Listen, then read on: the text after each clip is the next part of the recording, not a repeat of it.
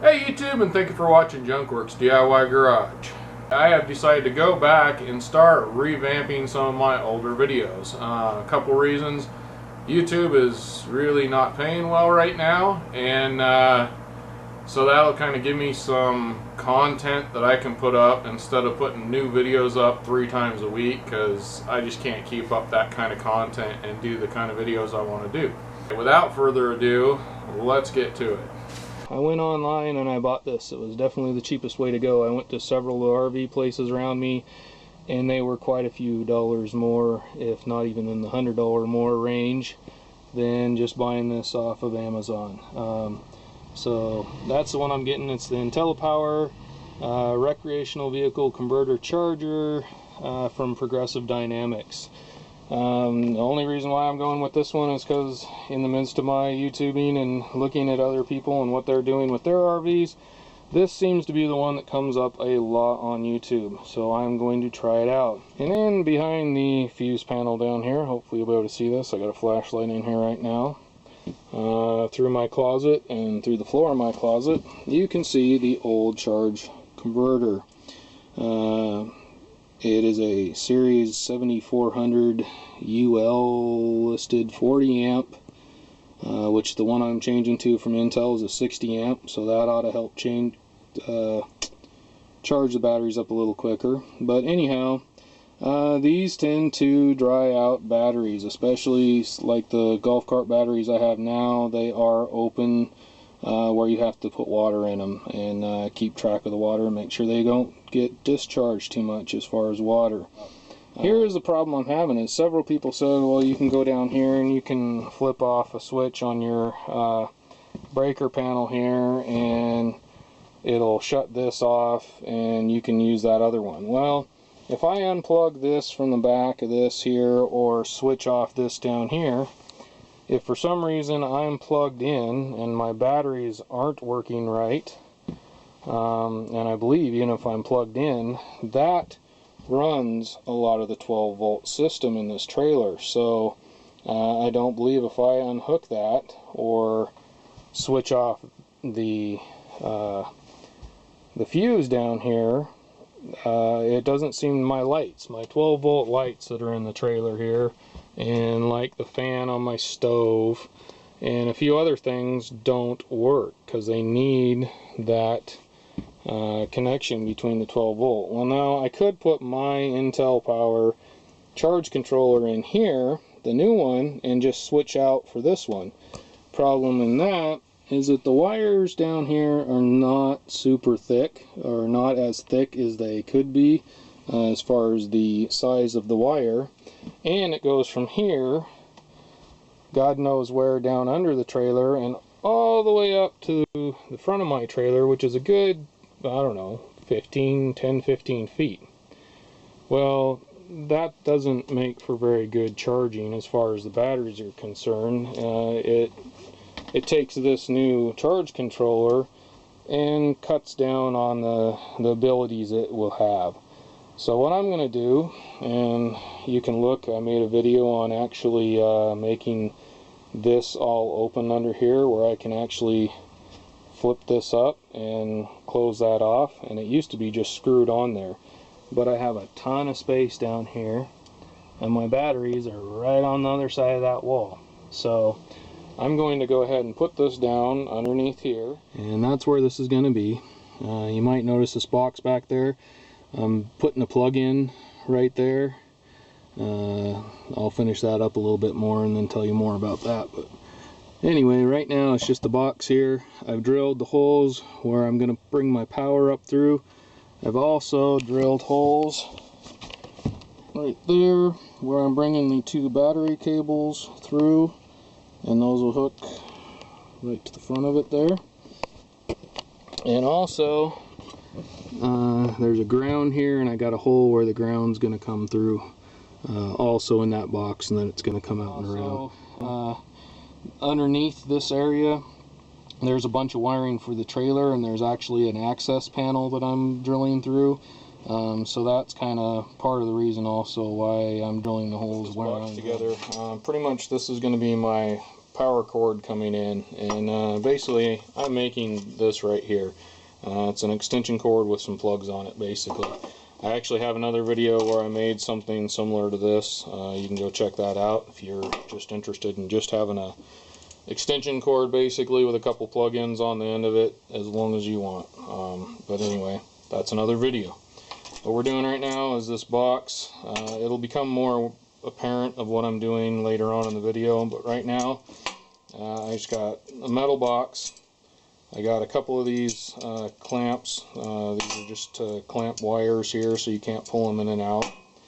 I got a couple of wires. These are going to be grounding wires. One is actually going through here. The other one is going to be coming up from the bottom. I'm going to put them together with one of these and ground it basically to this box. The one coming out here is going to be going to the charge controller. The one coming through the bottom is going to go directly down to the chassis of the trailer. Now, as far as wires and what you want to use, I'll let you do your homework on what gauge wire you think you need. This is what I'm using because it's what I got, and I think it'll work just fine for what I'm doing. That's what we got so far. I wound up having to do two separate ones just to try and fit 5 pounds of you-know-what in a 1 pound bag. Anyway, so I got one wire going through here, one wire going through here. And again, this one's going to go to the charge controller. This one's going to go directly to the chassis ground. Next up will be what I'm using here, an extension cord. And I'm going to shove this up through the bottom here because it's going to go down and outside the trailer, and I don't want to have to run an extension cord in through the door of the trailer to make my charge controller work. So that's what this little thing's for. So now you're going to take and you're going to hook this to this, and I got a separate video on doing that, so in the interest of making this video just a little bit shorter, I am not going to show that part. But basically you're just going to hook this on to these wires the way you need to do it. Yet again, go look at my video if you don't know how, and we'll go from there. When it's all said and done, it's going to look something like that. Yes, I got the ground wire here that's going to go to the chassis going down through there, and then the power wire that's going to actually hook to whatever power source I plug it into. And that hopefully should sit just like that. Plug a little in there, but first I have to take and throw a couple screws down in here. There we are. Now you notice that wire, that's going to go to the charge controller ground. Now I got to put the negative. Oh, you know what? I kind of pushed these through the wrong holes. I might go back and do that. But anyway, negative goes here in this one, and I'm going to put the positive in this one.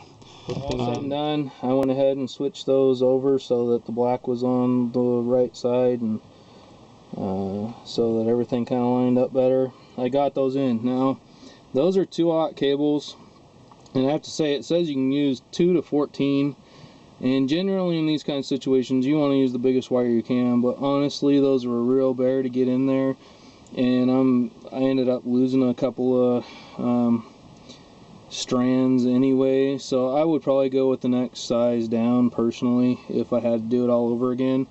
But I had these made up, so I'm not gonna waste them.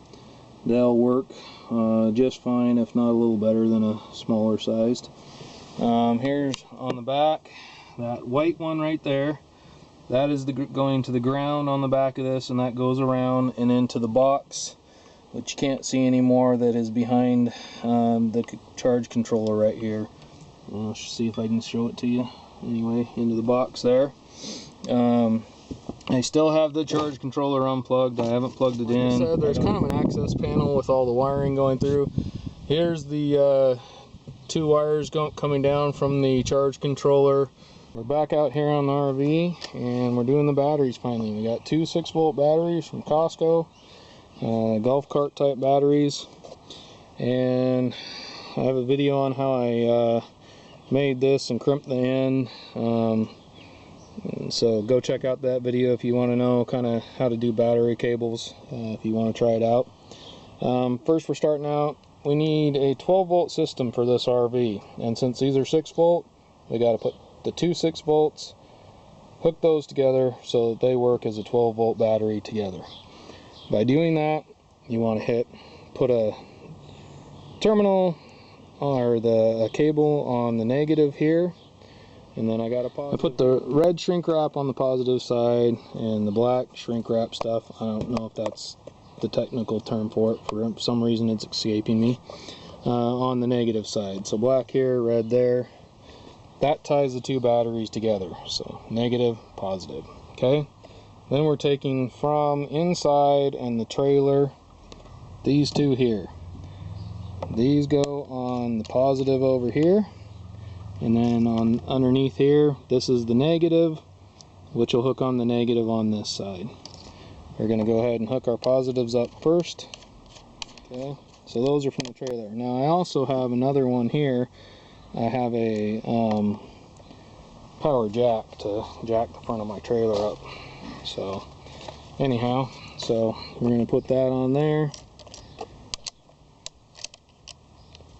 Washer, and we'll put the negative on here. Now in theory, that should make 12 volts of power from these two 6-volt batteries going into my trailer here. Okay, I need to tighten those up, but so that's the negative. That just goes down to the chassis. The positive here goes to, like I said, the power jack there. This one goes to the power of the trailer down in that panel that I showed you earlier. This one here actually goes directly to the charge controller that is underneath the chair that we're hooking up here. So that's where this one goes. So that should be how this all hooks up. Now we'll go underneath. I kind of finished it up down there. Up under here. And I will say one thing before you go and you button everything up. I replaced the power cable that's right here, and I forgot to hook that up under there after I put this all back up. Luckily, when I went to start caulking this, I thought, oops, I need a power cable coming out here. So I got this all caulked, all the holes, everything kind of like what it did everywhere where I drilled through, and I got it wire tied, cable tied, and everything all taped up and cable tied, so it's hopefully nice. Anywhere where it might rub on something, I either wrapped a bunch of tape around it, or I also use these wire looms going all the way up that way. Also some wire looms here, so on the positive cables where it might rub a little bit here. So I did all that, which I might have to actually go up further with that one now that I look at it right here. Anyhow, so I'll take care of that in a little bit. Now here's the big one, the orange cable you see right here.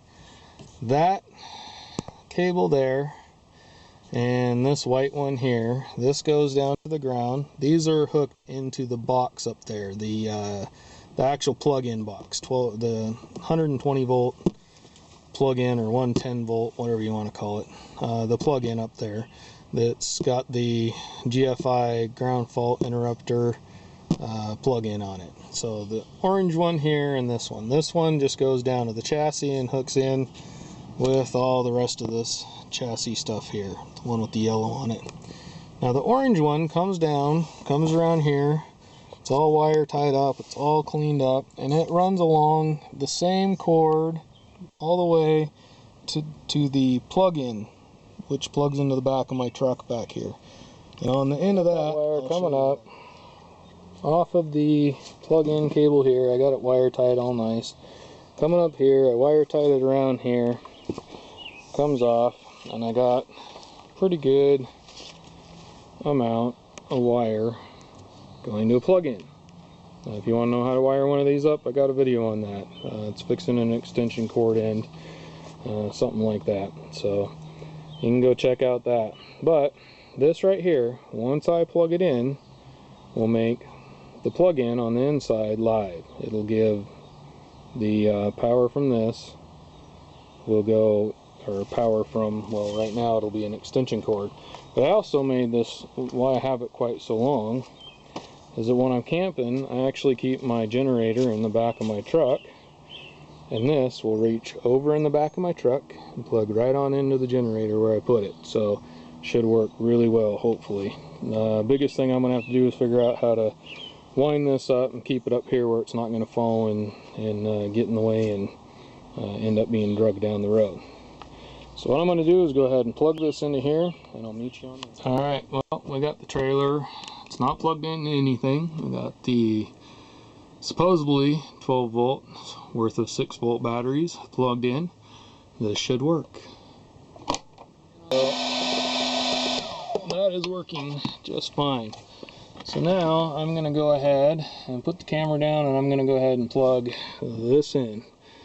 And I want all my concentration when I do that, just in case I hook something up wrong, which hopefully I didn't. It's not real difficult to hook up. I mean, you got a positive, a negative, and a ground. It's pretty much as simple as that. And it should be working, but I don't have the pendant to show me little flashing lights to see if it's doing anything. I'm going to check it with my voltmeter and some things like that,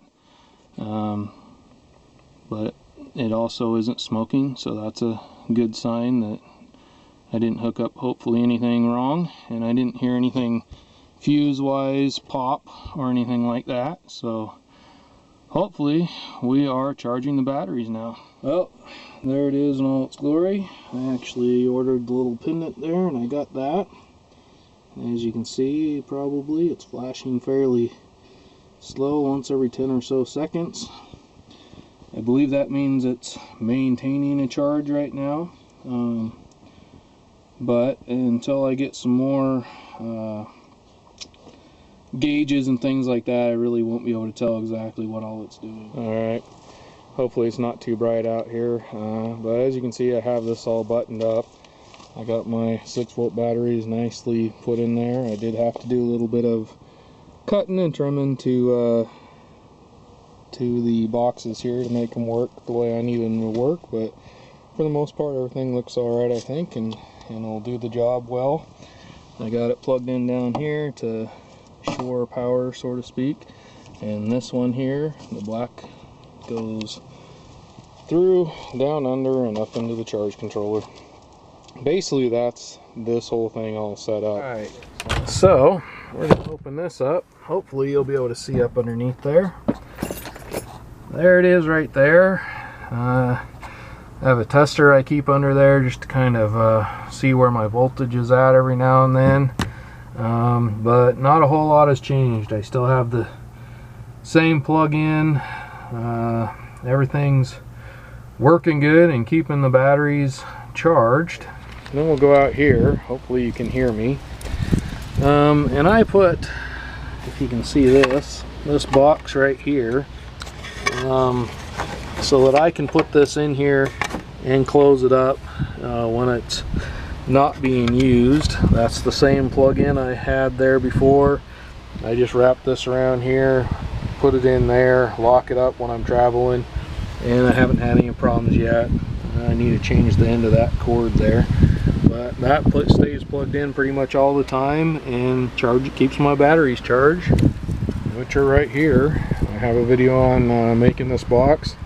It seems to be working good. I have not had to put any water in these or top them off at all. They seem to stay at a good charge. These are ones where you check them and you put distilled water in them if they get low, but so far they haven't, and I have a tester that I've been testing the batteries with, and they've been fine. So I have noticed the last time we went out, they aren't holding charge quite as long as they were from the beginning, but quite honestly I don't remember how long it's been. I might put it down below how long these have been in this box. I had plans of buying 2 more fairly recently after buying these, and didn't find the need to do that, but yet again I kind of wish I did, because last time after about 3 days I had to use my generator to charge it up. But all in all, I've been happy with this. It seems to do a good job of taking care of the batteries without overcharging them or letting the water out, I guess, so to speak. I don't know exactly. The evaporation of the water, it doesn't do it. It seems to keep them charged without overcharging, basically. And so far I've been very happy with it. And at some point I may go to the lithium ion ones.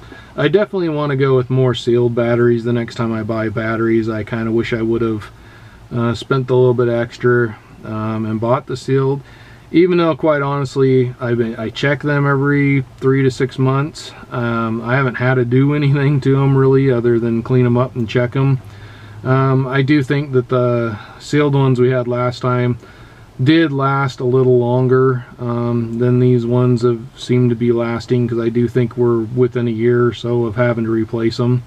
But I also don't think I'm going to go with the lithium ion ones as of yet, because we do a lot of camping when it's colder out, and I like being able to just keep my batteries plugged in and charging and not have to deal with them in the winter. I don't bring these in the winter. They just sit here on the trailer, and I keep this plugged into it, and really I think they've done pretty well. Yet again, I'll have to put the time. I'll have probably already put the time how long they've lasted, which usually what, 3 to 5 years for these kind of batteries, maybe, say, you know, 8 to 10 for sealed lead acid batteries. Those LiPo ones are supposed to last forever, but they're really sensitive, and I don't want something I need to take more care of. I like the idea of the sealed lead acid ones. They just seem to work good, last quite a while, and are maintenance free. Plus I could put more up underneath here as to where the ones like I have out there right now, they are just 6-volt ones, and you have to pull the top, so the tops come off them, so they do emit gases or whatever, so we couldn't put them in here. So regardless, that's down the road, so keep an eye out for that. Thanks for watching Junk Works DIY Garage, where I'm proud to say I'm a jack of all and master of none. You all have a good one.